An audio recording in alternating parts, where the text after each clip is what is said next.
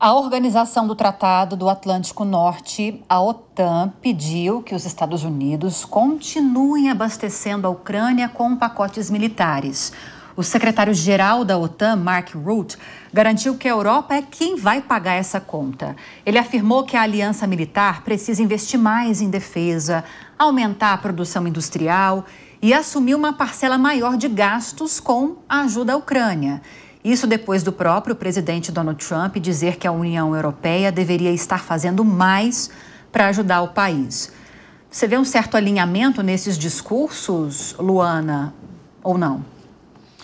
Lívia, sem dúvida, o alinhamento ele existe no momento em que o mundo começa a se voltar para essa pauta e com a prerrogativa de qual vai ser a postura dos Estados Unidos, a guerra da Ucrânia se torna assim um trunfo para aqueles que quiserem realmente fazer a diferença e mostrarem a sua liderança internacionalmente. Então, a gente espera que não seja só um discurso, que a gente consiga, de fato, ter uma postura mais direta, inclusive aqui voltando ao tema da participação do Brasil, né, daqueles países que têm uma proximidade com esse tema, que têm realmente a legitimidade de atuar, que esse financiamento, que a atuação das organizações internacionais, ela seja mais firme ainda, né, causando efeitos de mudança, efeitos que mudem ali a dinâmica das negociações, que mudem a posição do país em relação ao resultado dessa guerra e a gente consiga,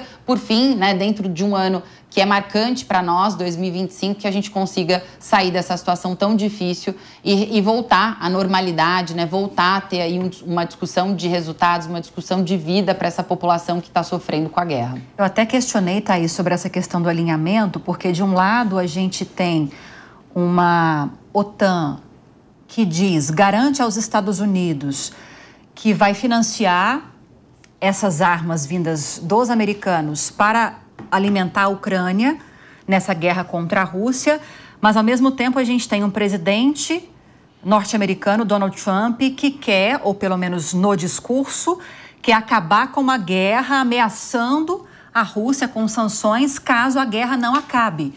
E aí parece às vezes que até são posturas um pouco contraditórias, ou não, há um certo alinhamento.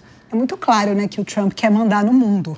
E por isso que me assusta tanto a forma que ele se comporta em relação a não só os tratados internacionais, mas as organizações internacionais, o desrespeito à hegemonia de outros países, o jeito que ele ignora, por exemplo, o Brasil, né? Não convidei o Lula porque a gente não precisa do Brasil, quem precisa dos Estados Unidos é o Brasil. Então, e essa postura dele, né, de que as coisas devem ser do jeito que ele entende que tem que ser, ou senão que todo mundo continue a guerra, e ele quer determinar a forma que as pessoas vão participar das relações internacionais, é muito assustador. Então, realmente não se esperava, mas existe um impacto disso, né, inclusive na questão do Brasil, do preço das coisas que podem acontecer no Brasil. Então, é um pouco assustador a postura, mas nada muito não esperado de uma pessoa como Donald Trump, né?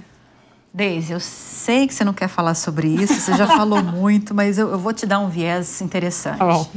Você acha que sancionar, para além dessa promessa de Trump em relação a Vladimir Putin de aumentar imposto de importação de produtos russos que entram nos Estados Unidos, sancionar resolve? Porque ao longo desses anos de guerra contra a Ucrânia, o que não faltaram foram sanções para os russos.